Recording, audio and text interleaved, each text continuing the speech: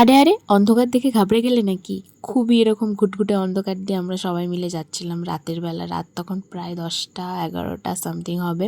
এই ঠিক আগের মাসেই আমি গেছিলাম আমার মায়ের মামার বাড়ি। আর যাওয়ার কারণ হচ্ছে এই পুজো, মানে এখানে ছিল কালী পুজো। আর এই গ্রামের দিকে যেহেতু, তো অনেক বড় করে এখানে কালী পুজো হয়। আর এরকমই রাস্তাগুলো ঘুটঘুটে অন্ধকার হয়।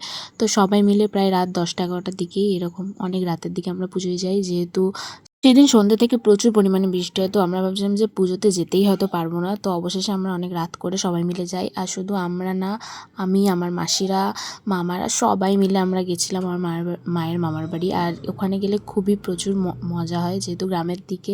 আমার মায়ের মামার বাড়ির পাশে আমার মায়ের মাসির বাড়িও আছে, আরও অনেক আত্মীয়, অনেক রিলেটিভের বাড়ি। তো সবাই মিলে আমরা এক জায়গায় হই এই পুজোর সময়। আমি ছোটোবেলায় আগে অনেকবার এসেছি, আমি প্রায় 5-6 বছর পর এই পুজোটাই এলাম এখানে। আর সত্যি বলতে দারুণ মজা হয়, সবাই একসাথে হই আমরা। প্রচুর গল্প আড্ডা, সবার সাথে কত দিন পর দেখা। আমরা দেখতেই পেলে প্রথমে ঠাকুর দর্শন করে আমরা মেলায় ঢুকে, মেলায় একটু ঘোরাঘুরি করার পর এই লাইটিংয়ের জায়গাটা এসেছিলাম। এখানটায় হবে ডান্স, আর সবাই নাচবে, আর বাইরে থেকেও অনেকে নাচতে আসবে। ওখানে লাইটিং দেখে আমরা চলে যাই পাশে আর একটা জায়গায়ও কালী পুজো হচ্ছিল সেই দিকে। তো তখন প্রায় অনেকটাই রাত। এই যে সবাই মিলে যাচ্ছে, আমার বোন, মাসি, আরও সবাই, মাসি, অন্য মাসিরা, ভাইরা সবাই মিলে। তো এই যে লাইটিং দেখতে দেখতে, এই যে কি সুন্দর সুন্দর লাইটিং, অন্ধকারের মধ্যে লাইটগুলো কি ভালো লাগছিল দেখতে।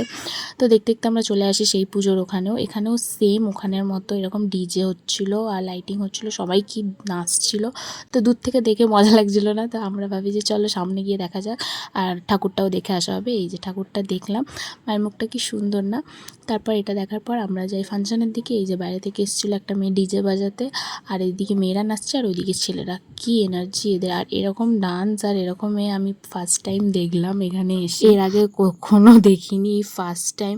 বেশ অনেকক্ষণ দাঁড়িয়ে দাঁড়িয়ে আমরা এদের নাচ গান দেখি। তো দেখার পর আমরা ভাবি চলো আবার সেই পুজোর ওখানে যাই। তো ওখানে গিয়ে দেখি যে ওখানে এসে, ওখানে জাস্ট শুরু হয়েছে অনুষ্ঠান। আর দেখো কি মজা, মানে এত ভালো লাগছিলো দেখতে, কিন্তু সবাই ডান্স করছে আর ওখানে নাচ হচ্ছিল। তো এইসব দেখার পরে একটু এনজয় করার পর আমরা তখন রাত 1টার দিকে সবাই মিলে এসেছি ফুচকা খেতে। আমার বাবা বললো চ ফুচকা খাওয়াই। ফুচকা খেয়ে এখানে আবার বাজি ফাটানো হচ্ছিলো। এখানে এই যে বাজি ফাটানো দেখলাম, দেখে তারপর আমরা খাই আইসক্রিম। তখন রাত 2টো বাজে। আমার মামা আমাদের সবাইকে আইসক্রিম কিনে দেয়। এই যে সবাই আইসক্রিম খাই। আইসক্রিম খাওয়ার পর আবার পুজোর ওদিকটা যাই। দেখছিলাম যে পুজো কেমন হচ্ছে, এখানে দণ্ডি কাটাও হয়। দেখলাম যে একজনের ভরও হয়েছে। বাবা, বেশ ভয় লাগছিল দেখে।